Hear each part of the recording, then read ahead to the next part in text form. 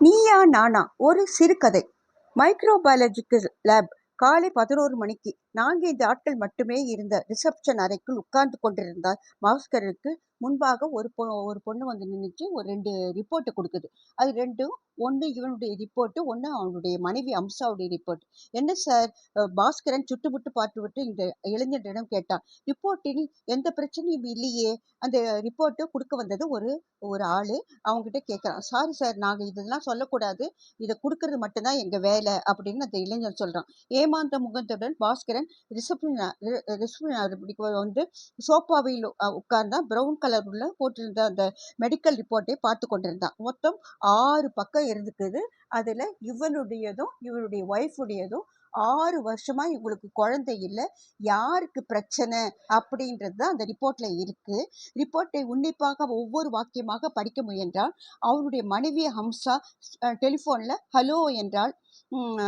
மறுபடியில் என்னங்க என்னங்க ஆச்சு அப்படின்றா. வாங்கிட்டேன், ரிப்போர்ட்ல எந்த பிரச்சனையும் இல்லையே. தெரியல அம்சா, லேப்ல இருக்கிறவங்ககிட்ட கேட்டேன், அவங்க டாக்டர்கிட்ட காட்டுங்கன்னு சொல்லிட்டாங்க. நான் உட்காந்துட்டு ஏதாவது புரியுதான்னு படிச்சுட்டு இருக்கேன். நம்மள மாதிரி சாதாரண ஆளுங்க எதுவும் புரியக்கூடாதுன்னு தானே அது மாதிரி எழுதுறாங்க. ஹலோ, மனசு ரொம்ப பக்கு பக்குன்னு இருக்குது. பயந்தா எப்படிங்க? ரிப்போர்ட்டை பாருங்க. பர்மிஷன் போட்டுக்கிட்டு நான் வேணா வரட்டுமா? வேணாம் வேணாம், ஆஃபீஸ்ல இன்னைக்கு ஒரு முக்கியமான வேலைன்னு சொன்னி, நீ அங்கேயே இரு, நான் பார்த்துட்டு வரேன் அப்படின்ட்டு சொல்றாரு இவர். இப்போ ரிப்போர்ட்ல எந்த பிரச்சனையும் இருக்கா, தைரியமா போய் பாருங்க, எதுவாக இருந்தாலும் பயப்படாம எனக்கு ஃபோன் பண்ணி சொல்லுங்க. இதோ கிளம்பிட்டேன். பாஸ்கரன் செல்ஃபோனை அணைத்து பேக்கெட்டில் போட்டுக்கிட்டு போகிறாரு. ஸ்கூட்டரின் வேகம், அதாவது லேபு ஒரு பக்கமாக இருக்கும், ஹாஸ்பிட்டல் ஒரு பக்கமாக இருக்கும். இப்போ ஹாஸ்பிட்டலுக்கு போகிறாரு. உச்சி வெயில் நடுமண்டையை சுட்டது. வாங்க சார், டாக்டர் இருக்காரா? அங்கே நர்ஸ் இருக்கிறாங்க. இப்போதான் டாக்டர் ஒரு ஆப்ரேஷன் தேட்டருக்கு போயிட்டுருக்காங்க அப்படின்னு சொல்கிறாங்க. ஐயோ அப்படியா, வர நேரமாகுமா அப்படின்றாங்க. எப்படியும் 1 மணி நேரம் ஆகும், வெயிட் பண்ணுறீங்களா? வெயிட் பண்ணி தானே ஆகணும், ரிப்போர்ட்டுடைய ரிசல்ட் எனக்கு தெரியணுமே அப்படின்றா. நர்ஸு கேட்டால், உங்கள் ஒய்ஃபோட ரிப்போர்ட் வந்துடுச்சா சார்? 2 ரிப்போர்ட்டுமே இருக்குது அப்படின்றான். சிஸ்டர், இது என்னுடைய ரிப்போர்ட்டு, இது என்னுடைய ஒய்ஃபோடைய ரிப்போர்ட்டு. அதை பார்த்தா உங்களுக்கு பிரச்சனை இருக்குதான்னு தெரியுமா? ஓரளவுக்கு தான் தெரியும் சார் அப்படின்ட்டு அந்த நர்ஸ் சொல்கிறது. பார்த்து சொல்லுங்களேன். ஐயோ, டாக்டருக்கு தெரிஞ்சா என்னுடைய சீட்டை கிழிச்சிடுவாங்க அப்படின்றா. பாஸ்கரன் படப்படத்தான். டாக்டர் ஒரு அவசர ஆப்ரேஷனுக்கு இப்போ தான் கிளம்பி போனதாக சொன்னீங்க.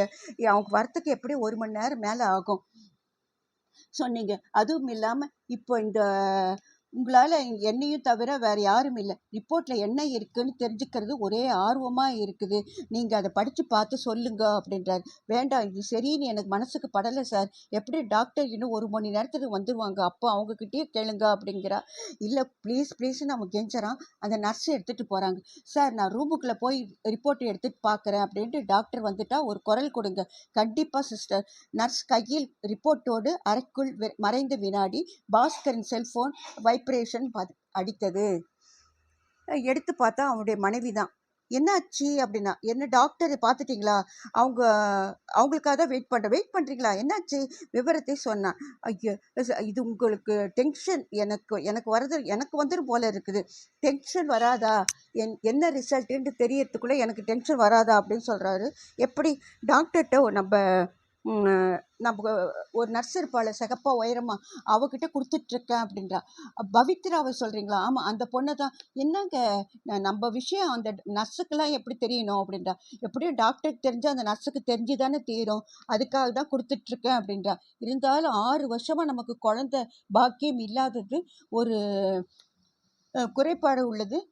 2 பேருக்கிட்ட யார்கிட்ட இருந்தாலும் உண்மை அவளுக்கு தெரிய வேண்டாம்னு பார்த்தேன். இதோ பாரு அம்சா, யார் சொன்னாலும் சரி, சொல்லாமல் இருந்தாலும் சரி, மறுபடியும் அவளுக்கு உண்மை தெரிய தான் போகுது. டாக்டர் நமக்கு பிரச்சனைனா பண்ணுற கருத்துக்களுக்கு வெளியே யார்கிட்டையும் சொல்ல மாட்டாங்களா அப்படின்னு சொல்கிறாரு. அந்த நர்ஸ் இப்போ ரிப்போர்ட் எடுத்துகிட்டு வரா.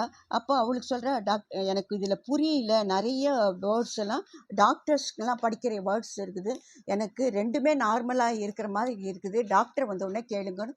இவனுக்கு இன்னும் படப்படப்பாக ஆகிடுது. டாக்டர் பாஸ்கரும் ஒரு பெருமூச்சோட நாற்காலியில் சாய்ந்து டாக்டருக்காக காத்திருக்க ஆரம்பித்தான். சரியாய் 1 மணி நேரத்தில் டாக்டர் வந்துட்டாங்க. சார், டாக்டர் வர்றாங்க. கண்களை மூடிய நிலையில் உட்கார்ந்திருந்த பாஸ்கர் சட்டென்று எழுந்து பார்த்தா டாக்டர் அம்சவேணி வராங்க. சாரி, உங்களை காக்க வச்சுட்டேன், உள்ள வாங்க. அறைக்குள் நுழைந்து அவருடைய இருக்கையில் அமர்ந்தார். உங்க ரிப்போர்ட்டு, உங்க ஒய்ஃபுடைய ரிப்போர்ட்டு வந்துருச்சா? ஆமாம் டாக்டர், கொடுங்க பார்த்துருவோம். ஒரு நிமிஷம் டாக்டர், என்ன நீங்கள் ஒரு பிரசவ கேஸ் அட்டன் பண்ணிட்டு வரதா சிஸ்டர் சொன்னாங்க. என்ன ஆச்சு அப்படின்னா, ஆமாம், ஒரு சிக்கலான பிரசவம். ஆப்ரேஷன் பண்ணி தான் ஒரு குழந்தை எடுக்க வேண்டியது ஆயிடுச்சு. பெரிய உயிருக்கும் சின்ன உயிருக்கும் நடந்த போராட்டத்தில் பெரிய உயிர் போயிடுச்சு. செத்து போன பெண்ணுக்கு 25 வயது தான் இருக்கும். நல்ல நம்ம நர்சிங் ஹோமில் வேலை செய்கிற பொண்ணு தான்.